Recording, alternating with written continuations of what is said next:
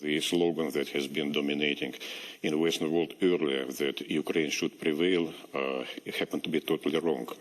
It was a grave mistake by Western leaders to believe that the Ukraine, with the Western assistance in money and weapons, can prevail. Russia cannot be beaten at all. The International Institute for Strategic Studies has published a report today. It says the Russian armed forces have lost more than 3,000 main battle tanks in Ukraine, roughly as many as they had ready to deploy before the full-scale invasion 2 years ago. Moscow is now drawing on stored kit to replenish losses, trading quality for quantity. So you say that you're in a position of power now, but these reports show that you have lost more than 3,000 main battle tanks just in the last couple of years. I haven't seen these figures. In fact, it is for the first time. But I can assure you that our military-industrial complex, which Ukraine doesn't have at all, it is now in full scale producing things which are needed for the front, let it be tanks or artillery, munition and all of that, and we do not need at all any foreign help or any assistance. We have sufficient capacities inside Russia to continue these things. Russia is getting ballistic missiles and artillery from North Korea, and this is in violation of the UN sanctions that Russia itself supported. No proofs has been.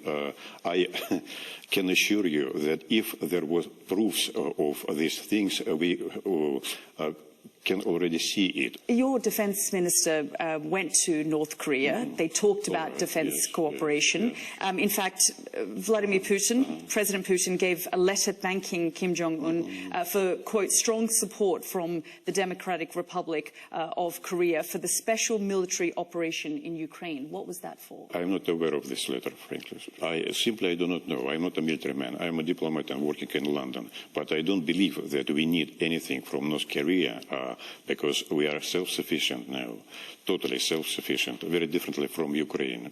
So no Iranian drones coming there? You know, the Western intelligence has cited Iranian drones. Once I have been at the arms exhibition near Moscow, and I have seen Iranian exhibition over there. They are good experts in different kind of weapons, including drones. Probably we have had some cooperation in engineering. I'm going to mention what Donald Trump, the former US president, says, and he says he'll end the war between Ukraine and Russia in 24 hours. Do you believe him? It is difficult to predict, in the first place, who will be in the White House in January next year. So it is nearly a year from now.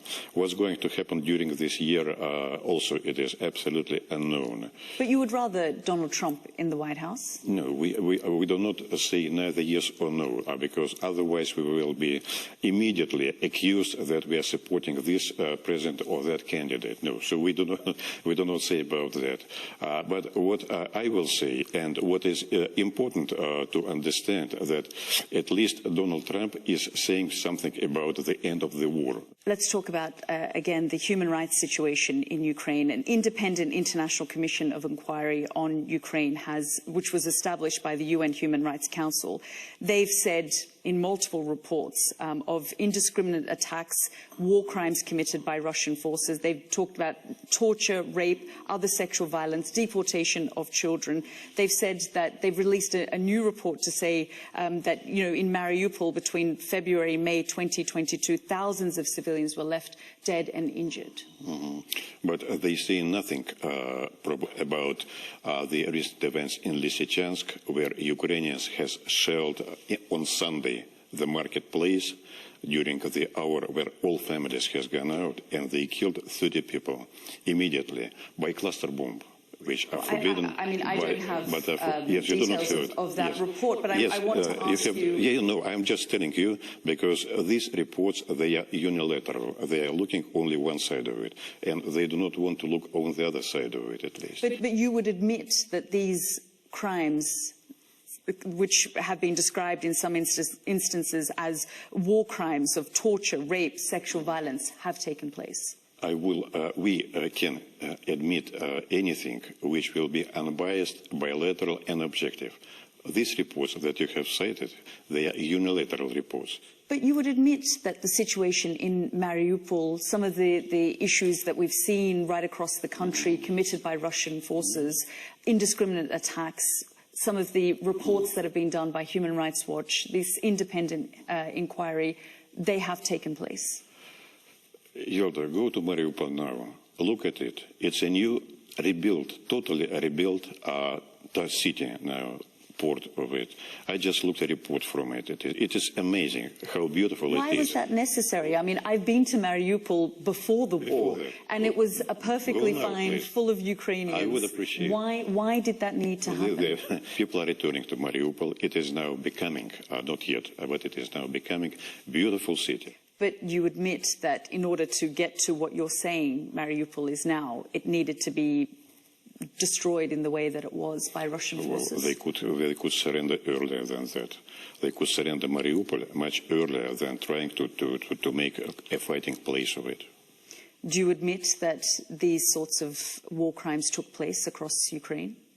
Well, I'm sure that on every side, everybody, in this case, the Secretary General of the United Nations is saying that he condemns every crime committed, whether it be in Ukraine or in the other place, by anybody. You call it a special military operation. The world calls it an invasion. You said there would be no invasion in January 2022. No, if you will return to the dates, I have several times already answered this question, also to your station, to Skies.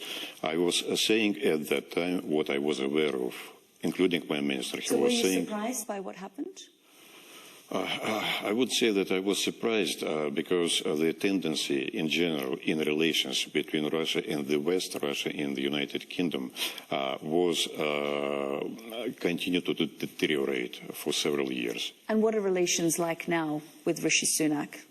We have no relations with Rishi Sunak, given that every day he is insulting, nearly insulting our president, the government, and all of that stuff. So we have no political relations with UK. British and other NATO generals and ministers are warning of a threat of a large-scale conflict with Russia in the next few years. What's the view from Moscow? They like it very much. It is. They like to press it. I will tell once again that there are two things in it.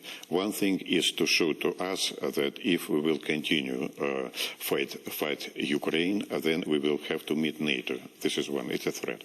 Second is that, of course, generals are trying to get more money from the budget for the reforms for the forces, especially in UK. And I will tell you what President Putin has said in his interview to Tucker Carlson recently. We have nothing, no interest in Poland. We have no interest in Latvia, Estonia, or any other countries. Those countries are concerned that Russia is going to test Article 5 in the next few years. They can imagine to themselves whatever they can, but the answer was absolutely straightforward, that we have no interest. We are not Again, we are also not said interested. There was no interest in the invasion of Ukraine. No interest because there is no interest in Poland or other Baltic countries, and we fully understand that any escalation beyond Ukraine will bring a world conflict, where a destruction of everything. So we fully understand that, and we cannot support this. Well, Donald Trump has encouraged Russia to invade any NATO ally that's not paying a minimum of 2% of its GDP on defence. Do you think President Putin is tempted by this? I think it's a joke by Donald Trump. It's of course very unrealistic. We will see what he's going to say if he will continue his campaign. Will Russia interfere in the US elections so that Donald Trump can win? What we shall do? Will Russia interfere in the US election? We have no means to interfere in any election campaign. Let's talk about the Russian elections, which are coming up in the next month. Any voices that oppose Vladimir Putin is silenced. We've seen what's happened to Alexei Navalny. We've seen Boris Nadezhdin, who was evicted and prevented from going any further in the elections because he opposes the war. Boris Nadezhdin, he is an interesting figure, I will say, in our politics. He has got some support in different circles, and for them, he should be just more careful about building up his election basis, because when he has brought all these signed supporters, list by supporters, there were lots of discrepancies, unfortunately.